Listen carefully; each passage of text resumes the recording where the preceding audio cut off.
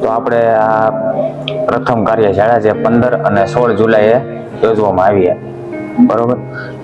અને એનું જે આપણે આજે રિપીટ કરવાના છીએ કે આપણે એ સેશનમાં શું શું કર્યું. તો જે આપણે પહેલા દિવસમાં આપણે જે આ મનાંકનો વિશે વાત કરી, મનાંકનો, અને ત્યારબાદ આપણે શોક સભા વિશે વાત કરી, આપણી શ્રદ્ધાંજલિ અને એના અનુભવો કેવા રહેશે. અને પછી આપણે શોક સભા વિશે તમને હમણાં 2 મિનિટ જે કીધું, તો એના અનુભવો તમારે કહેવાના હોય. એમાં બધા લોકો કહે કે આમ બહુ દયાળુ માણસ હતા અને ક્યારેય કોઈનું ખરાબ નથી કર્યું એની, અને આમ બહુ સારા વ્યક્તિ હતા અને એવી બધી વાતો કરે. તમારા પરિવારવાળાને એમ કીધું રહી ગયું હોય કે આનું કામ અધૂરું રહી ગયું?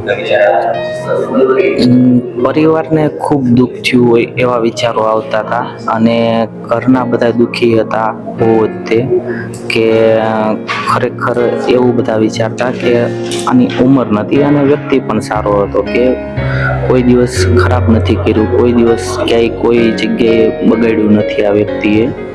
અને બધા મિત્રો, ફ્રેન્ડ સર્કલો, ગામ, પરિવાર બધા બહુ દુઃખી હોય, અને એ વિચારવાથી નહીં તે આમ એક એમ થાય કે ભાવુક થઈ જવાય, એવો અનુભવ મને થયો કે આ જીવનના યાદગાર પ્રસંગ અને કોઈ પણ એવા કોઈ બીજા પ્રસંગ હોય તો આની અંદર છે.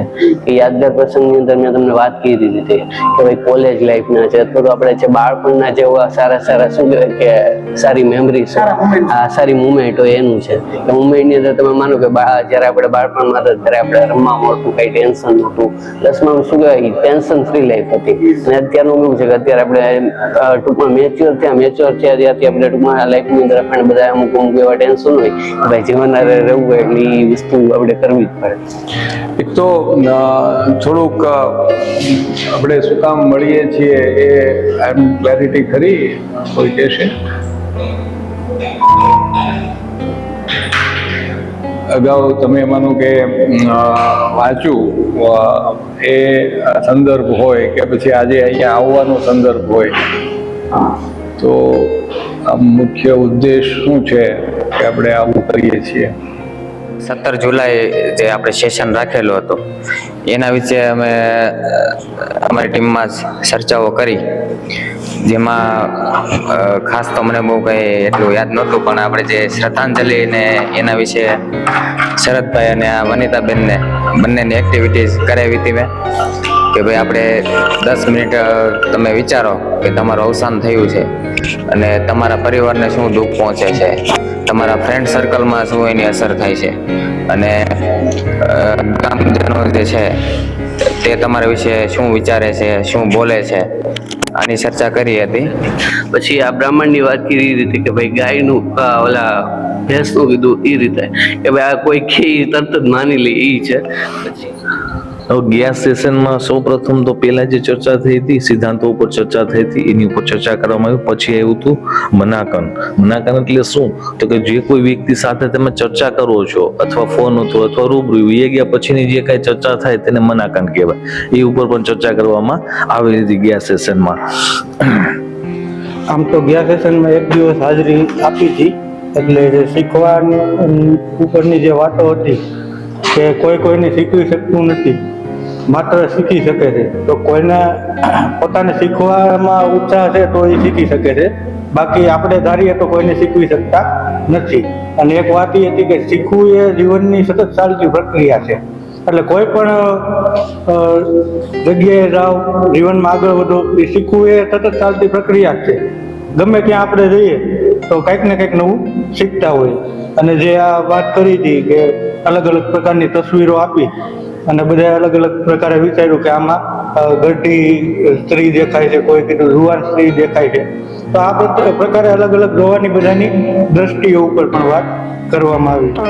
અમે અમારા ગ્રુપમાં ડિસ્કશન કર્યું કે લાસ્ટ યર આપણે જુલાઈમાં આવી રીતની એક વર્કશોપ થઈ હતી, તો એની અંદર અમને સ્નેહાબેને કીધું કે લર્નિંગ પ્રિન્સિપલ્સ કે શીખવાના સિદ્ધાંતો, પછી પેરાડાઇમ, ઇમ્પેક્ટ ઓફ લેંગ્વેજ કે કોઈની ભાષાનો શું અસર થાય, આ શૌર્ય ફિલ્મ છે એ આખું મનાંકન ઉપર હતું અને એમાં પછી આપણે આ ગયા વખતમાં છે આપણે સિદ્ધાંતો 5 સિદ્ધાંતો ઉપર વાત કરી હતી, મનાંકનો ઉપર વાત કરી હતી, ભાષાનો કેવો પ્રભાવ પડે છે કે એમાં એક સ્ટોરી હતી કે બ્રાહ્મણ છે એક ગાય લઈને જતો હોય તો એની ઉપર કેવો પ્રભાવ પડ્યો. બીજાએ એમ કીધું કે ચોર હતા, એણે એમ કીધું કે આ ગાય નથી આ ગધેડો છે, તો એની ઉપર કેવો ભાષાનો પ્રભાવ પડે છે. એવું જ આપણે અવારનવાર આપણી જીવનમાં પણ જોતા જ હોય, ઘણીવાર આપણી ઉપર એ ભાષાનો પ્રભાવ પડે છે.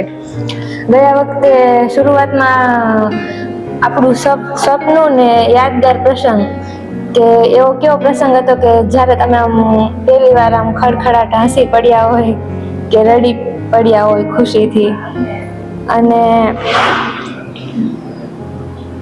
તમારી પાસે બધું જ હોય તો તમે શું કરો. પછી મનાંકનો ને સિદ્ધાંતોની વાત કરી કે મનાંકનો બદલાતા હોય, સિદ્ધાંતો હોય દીવા દાંડી જેવા સ્થિર હોય. એમ એ કાર્યશાળાના આધારે તમે શું ચેન્જીસ લેવા, જેમ મનાંકનોની વાત થઈ, એક્ઝામ્પલ તરીકે હું કોઈ પ્રત્યે મનાંકન બાંધી લઉં છું કે આ વ્યક્તિ આવી જ છે, પણ એ મનાંકન બંધાણું ખરેખર એ ચેન્જ કરી શકે, એના સિદ્ધાંતો સાથે બાંધછોડ ન કરી શકે, કારણ કે જે સિદ્ધાંતોના આધારે હાલે છે દીવા દાંડી જેવા છે. એટલી એવી જ ઉત્કંઠા પૂર્વક જીવાતું હોય, એટલા જ ખુશીથી જીવી રહ્યા હોઈએ તો મૃત્યુ તરત થાય તો પણ કાંઈ વાંધો નથી. પણ ધ્યેય એવા રાખીએ કે કોઈ દિવસ આપણું મૃત્યુ થવાનું જ નથી. બરાબર, આ એક શીખ બને છે એમાં કે એવી રીતે જીવીએ કે તરત મરી જવાના હોય તો કંઈ ચિંતા નથી.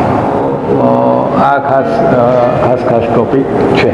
પછી માનો કે અત્યારે મારે એ પણ પૂછવું છે કે માનો કે રિકેપવાળા સેશનની અંદર તમને પણ ઘણા બધા પ્રશ્નો થયા હશે, તો થોડીક એના ઉપર ચર્ચા કરવી હોય તો કરી શકીએ આપણે.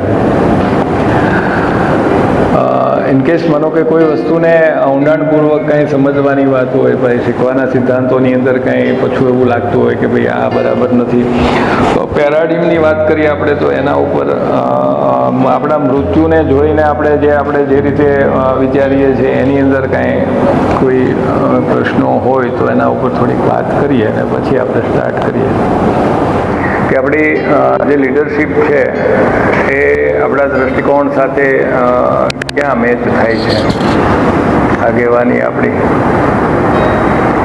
ને આપણું દ્રષ્ટિકોણ શું છે. દ્રષ્ટિકોણ મીન્સ કે વિઝન,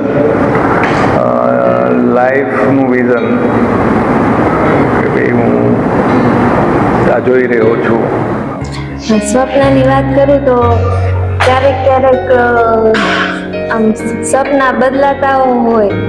જેમ કે હું પહેલા શરૂઆતમાં મને એમ થતું કે મારે છે ને ગમે ગવર્મેન્ટ જોબ કરવી છે એમ, પણ પછી થોડોક ટાઈમ એમાં મહેનત કરી, પરિણામ મેળવ્યું નહીં, તો પછી હવે એમ થયું કે આ ગમે એનજીઓમાં જોબ કરવી છે એમ.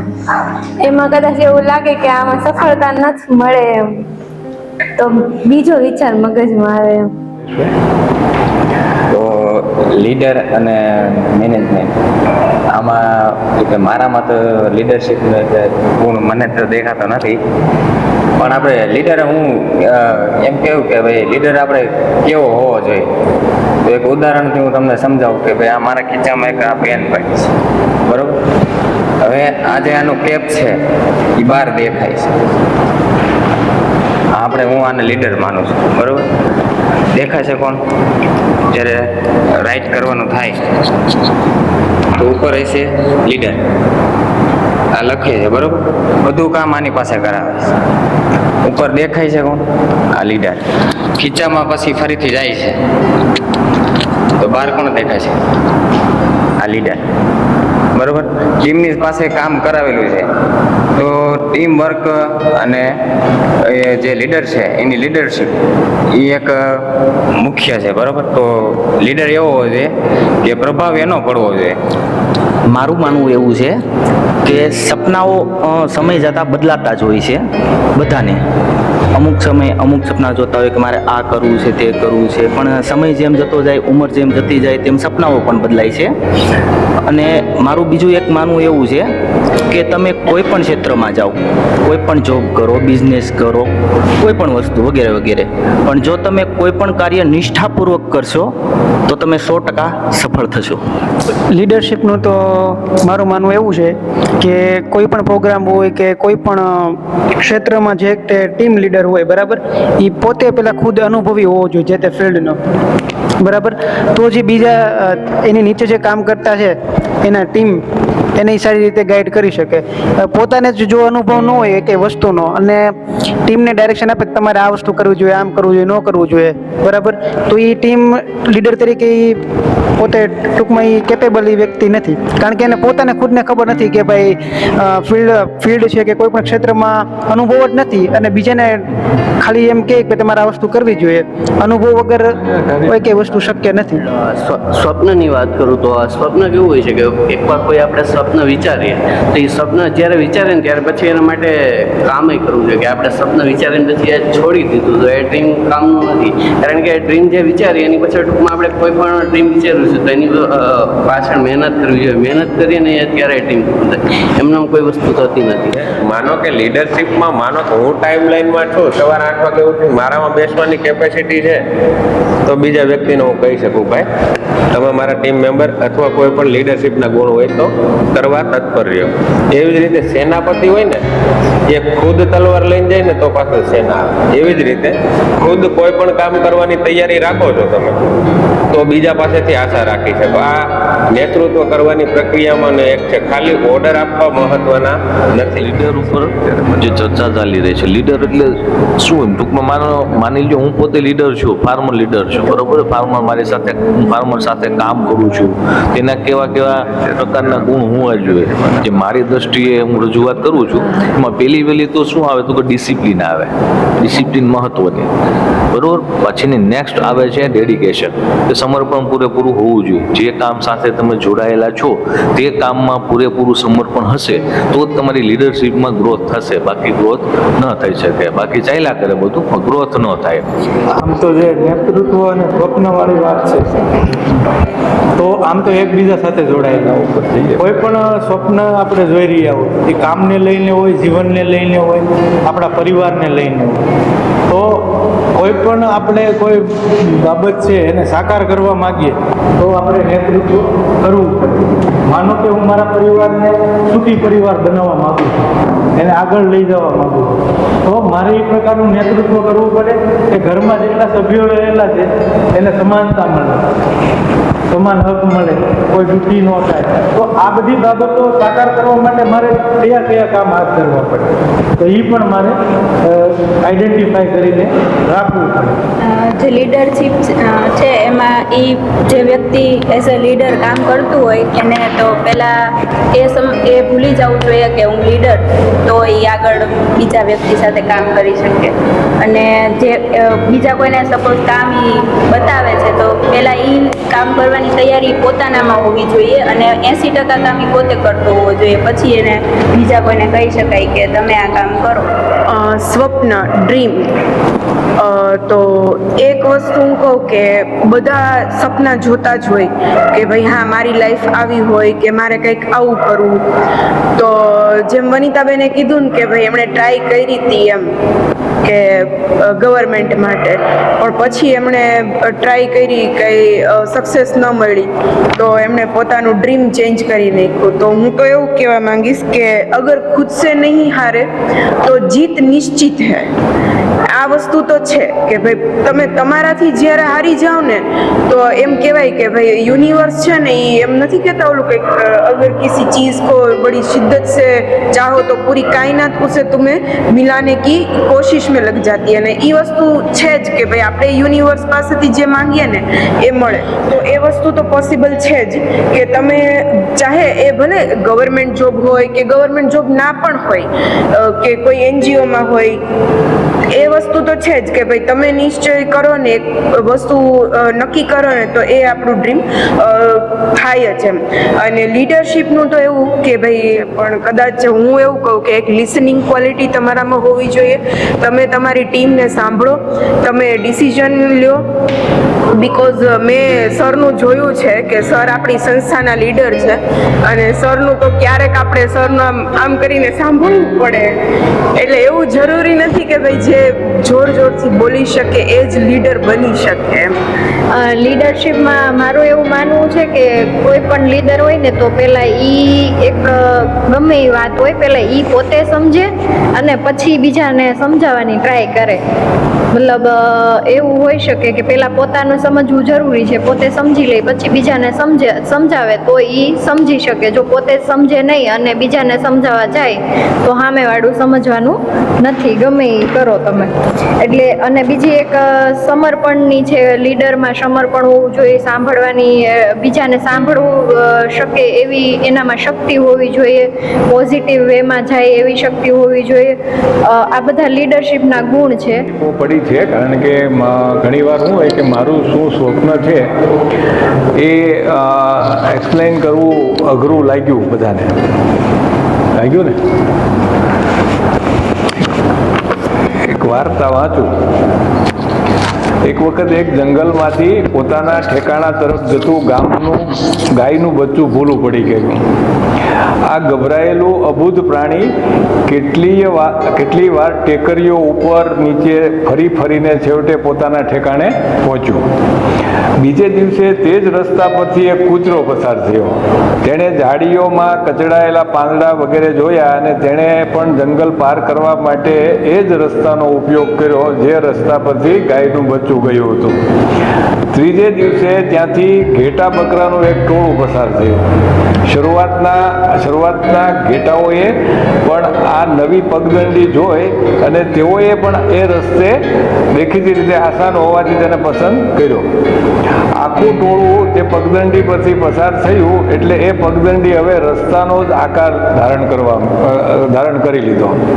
પછી તો મનુષ્યોએ પણ આવન જાવન માટે આ જ રસ્તાનો ઉપયોગ કરવા માંડ્યો. તેઓ ડાબે જમણે ઉપર નીચે અવરોધોને ઓળંગતા બબડતા જતા પણ આ જ રસ્તો ઉપયોગ કરતા. કોઈને એવો વિચાર ન આવ્યો કે આટલી તકલીફ પડે છે તો આપણે વૈકલ્પિક રસ્તો શોધીએ.